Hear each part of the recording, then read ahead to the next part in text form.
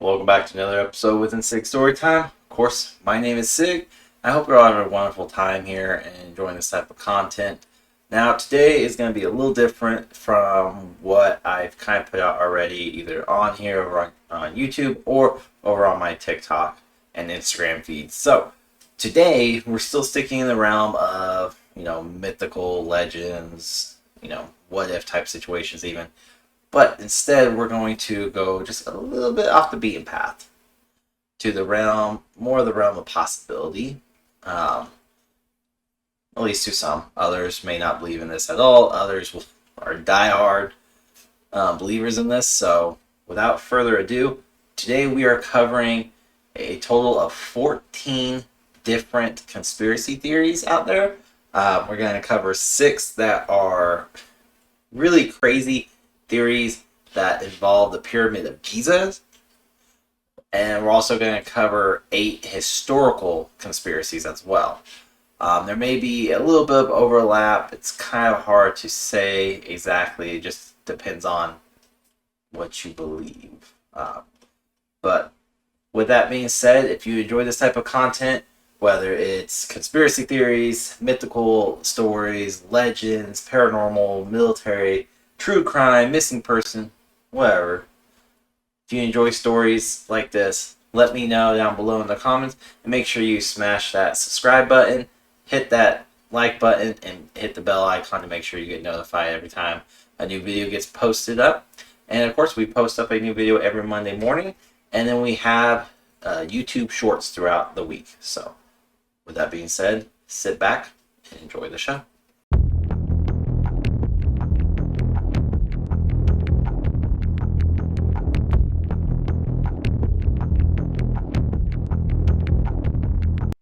All right, the first one within the historical conspiracy theories, we're going to start off with the theory that Shakespeare himself didn't actually write any of his own plays. So here's the conspiracy theory behind this. Many consider William Shakespeare the greatest playwright who's ever lived, but to some, he's simply one of the greatest pretenders of all time. So little is known about Shakespeare as a person. We know that he was born in Stratford in 1564 as the son of a glove maker, married a woman named Anne Hathaway, and died in 1616. That examining his life in any detail is all but impossible. Theorists have claimed that Shakespeare didn't exist at all and was instead merely a pseudonym for an accomplished writer. That could have been Edward de Vere, the 17th Earl of Oxford, a courtier who visited many of the places depicted in the plays, or possibly Christopher Marlowe. The latter is one of the more elaborate ideas, as it maintains that Marlowe was not murdered in a tavern in 1593, but instead hustled away to France thanks to some well-placed connections he had. He allegedly then spent the next 20 years writing underneath the name Shakespeare. The belief that Shakespeare was not the author of works attributed to him has been voiced by several notable names throughout history, including Orson Welles, Sigmund Freud, and even Mark Twain. Mark Twain once posited that Sir Francis Bacon could easily have been the bard, and he believed the words Francisco Barcano appeared in code in the first folio.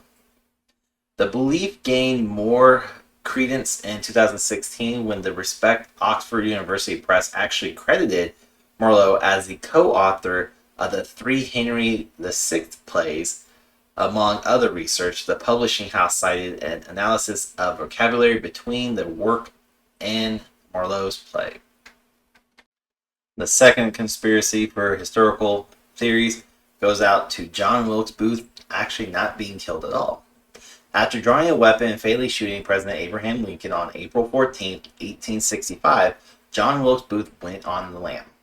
Authorities caught up with him about 12 days later, and he was confronted by an army sergeant and shot while hiding in the barn. He died on the porch of a nearby farmhouse shortly thereafter, unless, that is, the person in the barn actually wasn't Booth at all. One theory speculates that Booth succeeded in escaping and headed to Texas, changing his name to John St. Helen and living there until about 1903.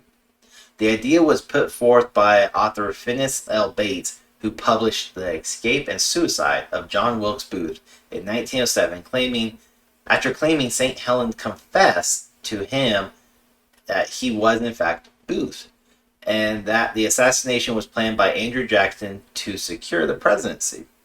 The man shot in the barn, Bates said, was a patsy, his death allowing soldiers to collect the bounty on Booth's head. Not coincidentally, Bates was able to profit from the speculation by displaying that he claimed was the preserved body of the recent departed Booth, charging admission for the morbid curiosity. The notion that Booth escaped his death has intrigued at least one salient party, Booth's descendants, who have petitioned to have his grave in Baltimore dug up in order to make a positive identification. However, there is yet to be a court to grant this request. Number 3. There was no peace for Oliver Cromwell, the Lord Protector of England, Ireland, and Scotland in the 1650s. After his death, in 1661, King Charles II of England's Parliament ordered Cromwell's body and 2 others exhumed so they could be posthumously hung, and vindicated bit of showboating resulting from the trio having ordered the execution of King Charles I. Cromwell died of illness in 1658, denying King Charles II the pleasure of striking him down. Cromwell, Henry Ireton, and John Bradshaw were left to hang and then decapitated, with Cromwell's head left on a pike for several decades. But what if they got the wrong corpse? Some believe that Cromwell secretly moved his own planned tomb site to Westminster Abbey to avoid just such a fate, and that whoever was dug up was not, in fact, Cromwell. In one spectacular flight of fancy that reads more than an EC comic twist, there has been speculation that King Charles II, his men accidentally dug up his executed father instead, and were in the process of having him hung before realizing they made their mistake. Number 4. Famed explorer Meriwether Lewis met an unfortunate end on October 10, 1809. After stopping to rest at a lodge along the Natchez Trace, which is a formidable trail between Mississippi and Tennessee, Lewis apparently shot himself. The wounds were fatal and he was soon buried nearby.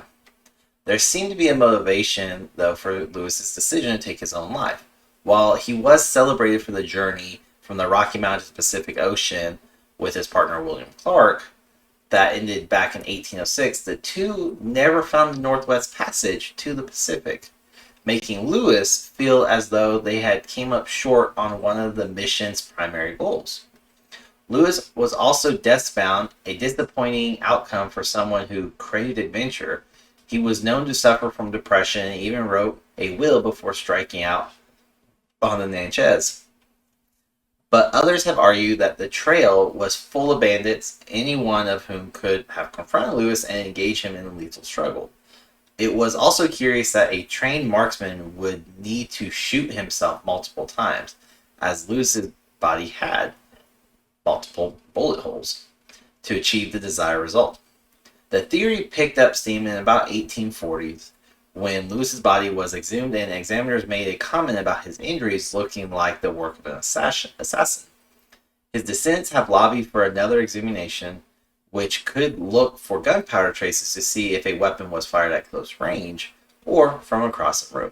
Because Lewis's body is on a National Park Service land, and the service rarely grants permission for exhumations, the theory has never been tested and will remain untested. Historical conspiracy number 5.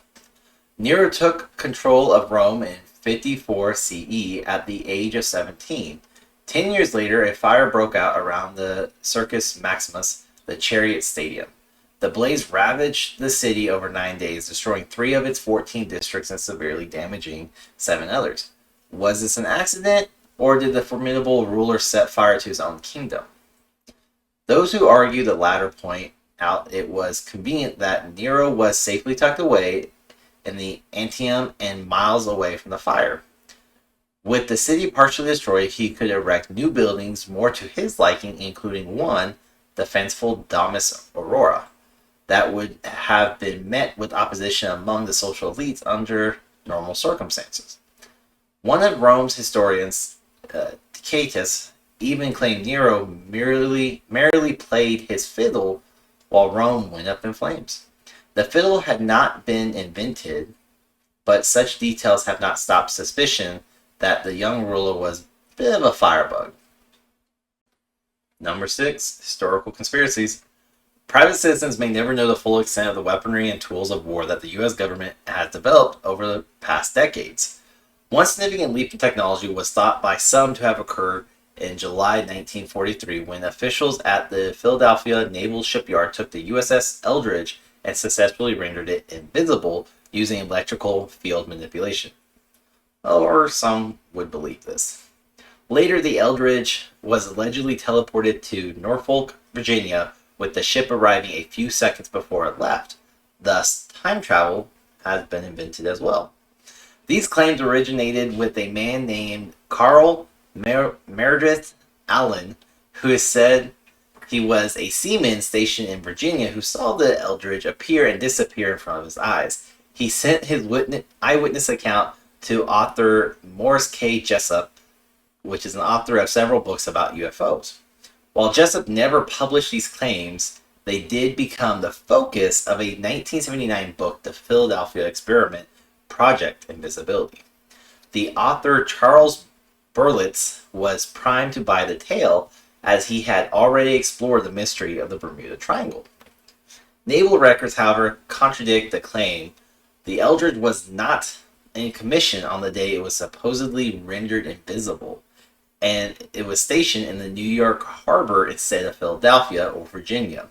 The theory may stem from attempts by the Navy around that time to make ships undetectable to the surface and underwater mines by running electrical currents through them, canceling out the magnetic field. That could technically make ships invisible to the mines, but not to the human eye. Number 7 of historical conspiracy theories. Queen Elizabeth I, who ruled England for 44 years between 1558 and 1603, defeated the Spanish Armada, rejoined what had been a divided country, and encouraged the arts to flourish. What she didn't do was marry.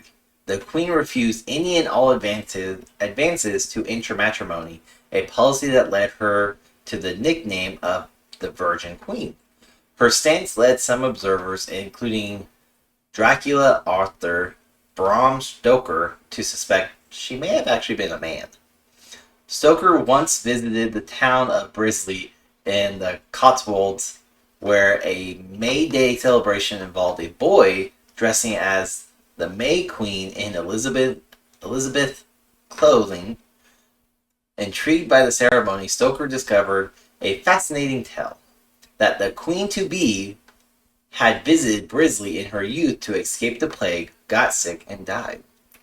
Knowing her father, King Henry VIII, had a famous temper, the governess found a boy who resembled her charge and disguised him as Elizabeth when the Queen, who apparently could not readily identify his own daughter, came to visit.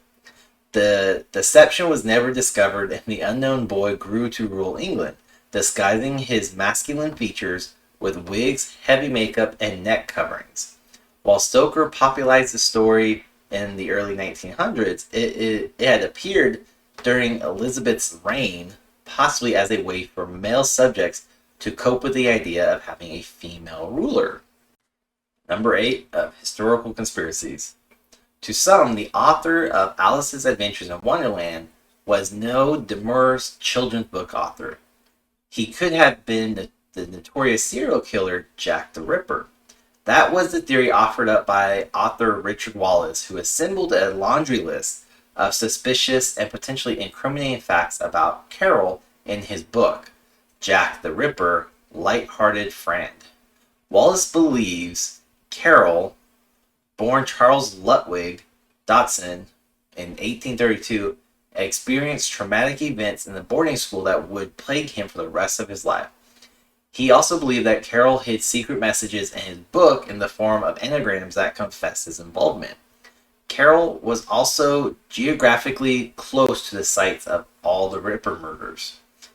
Doubters pointed out that the confessions could be extracted from Wallace's own words in the same fashion, including incriminating statements about murder and even that Wallace was the secret author of Shakespeare's sonnets.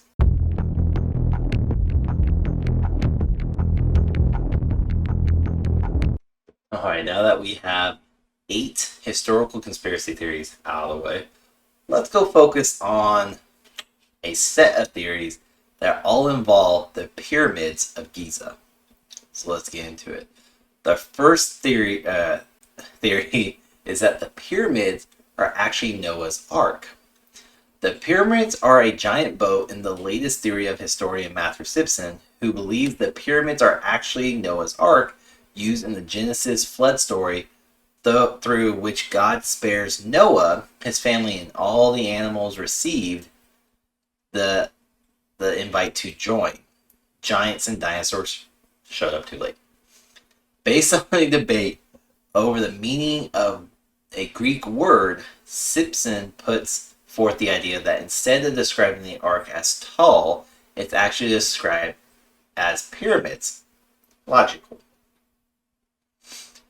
Basing his theory around some dubious translation of the Dead Sea Scrolls, a medieval Italian artist, and some impressive dot connection, Simpson states that the idea of the pyramid-shaped ark, of course, makes us think of ancient Egypt, and we know that Egypt features heavily in the Old Testaments.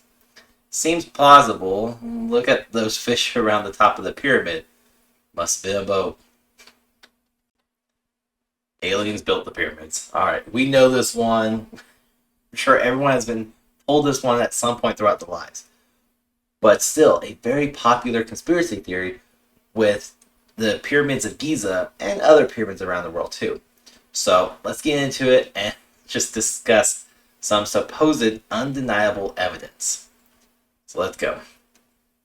Everything from the Predators, aliens, to Scientology's Lord Xenu have been put forward as a puppet master guiding human civilization from the beginning. What's the proof? The speed of light is 299,792,458 meters per second, and the geographic coordinates of the Great Pyramids are 29.9792458 degrees north. Coincidence? No. Theories of this ilk basically say that because the civilization that invented the calendar and was based on farming couldn't possibly understand the stars, seasons, days of the year, or the rotation of the Earth, must have gotten their technologies from aliens. It's not like they knew basic math and stargazing back then, though, right? So some believe that the Pyramids of Giza, along with other pyramids, were built by aliens of some sort, just by the pure size of them and by the amount of stone and strength it is said to take to build those over a long period of time. But whether or not you believe this, if you want to see more of this, simply just Google Pyramids of Giza built by aliens or pyramids built by aliens, and you'll see a whole list. This is just the not even the tip of the iceberg. This is like the tip of the tip. But let's keep going. Go on to another one. Conspiracy theory that Jewish or non-Jewish, the idea of ancient Egypt as a massive slave country has been propagated for centuries.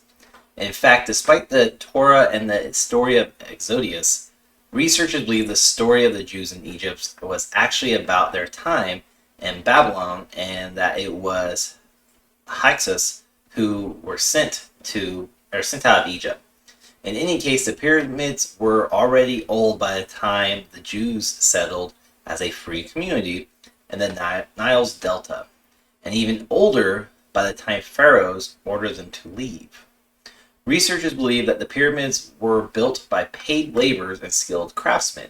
While slaves were used for domestic work, Egypt, Egyptologists state that the building projects were not undertaken with slave labor. This is one I've actually heard a lot. So, interesting. All right, this is another very, very popular one, and it's the fact that they are hiding advanced technology within the pyramids. In the 1990s, a secret door was discovered inside the Great Pyramids with red writing on the outside.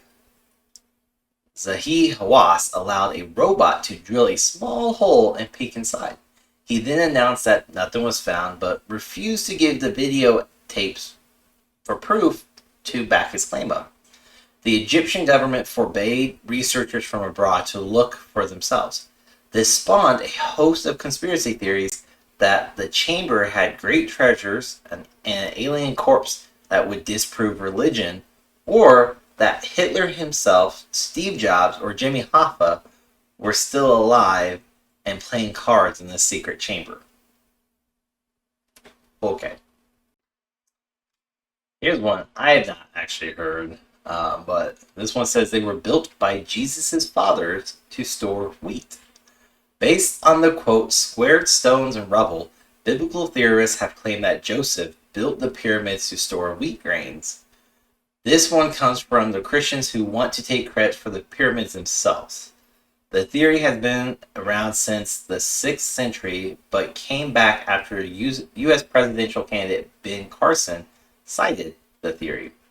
When asked how Joseph may have gotten the technical expertise for such a feat, rather than say he got the plans from God, Ben Carson surprised everyone with the obvious answer, stating, various scientists have said, well, you know, there were alien beings that came down and they had specific and special knowledge of how they were built. And they must have given that information to Joseph.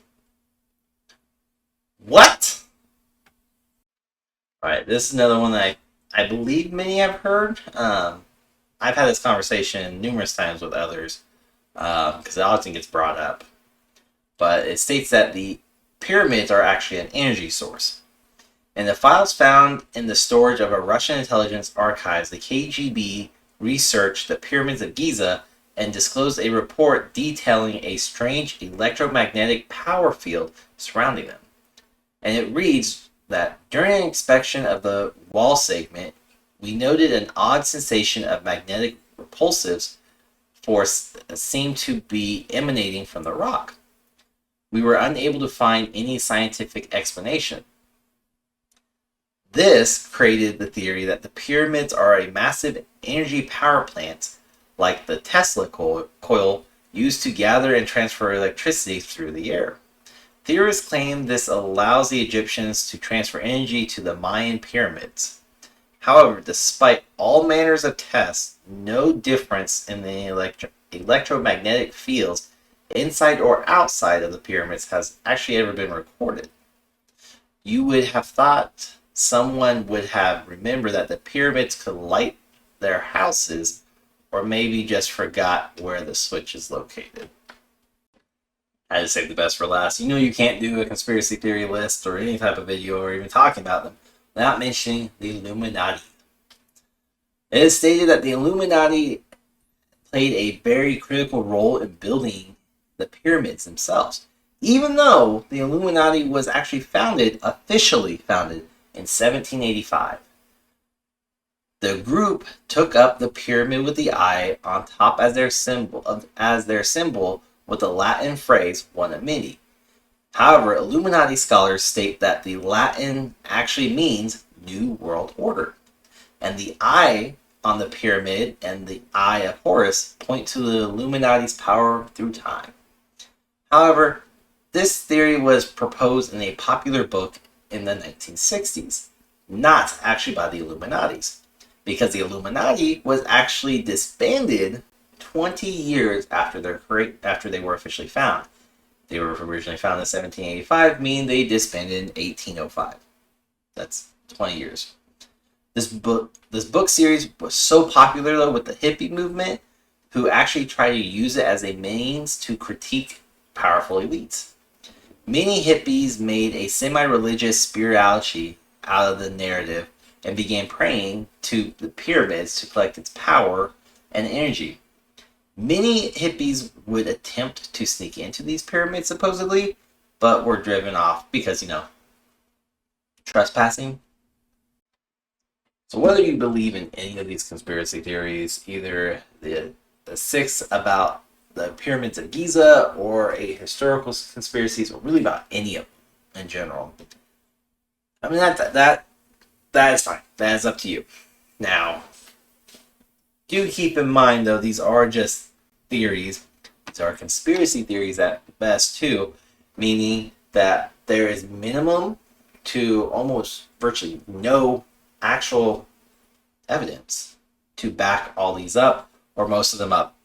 So whether you are a conspiracy theory believer, or you're like myself, who actually just loves reading about these because they're interesting, but then also some of them are just freaking crazy. Like Jesus' father, Joseph, built the pyramids for wheat grain to be held. Look, I'm not a professional in that field by any means. I'm just saying that they were built before that happened, so, But regardless, if you believe in any of this stuff, fantastic. If you don't, fantastic. Leave a comment down below on what videos you would like to see next, or what stories, or what subjects. They're all open. And don't forget to hit the like button, hit the subscribe button, and hit the bell icon as well to make sure you stay up to date with all future videos coming out. And then Monday through Friday, there are YouTube shorts, so minute or less videos, which are random as well. But they're very micro stories. I will actually then evolve into a bigger story about it. So make sure you follow those. And of course, you can find me over on Twitter, Instagram, and TikTok. And lastly, if you enjoy these type of story formats, but you're also really big in like video games, then you need to head over to my video game channel, The 6th Hour, and check that out as we do live streams over there. We play story modes, campaign modes, really the story features inside games. So make sure you go check that out. Other than that, everyone, thank you so much for hanging out with me today. I do greatly appreciate it. And as always, make sure you take care, stay safe out there, and, be nice to one another. Until next time, everyone. Thank you for tuning in today.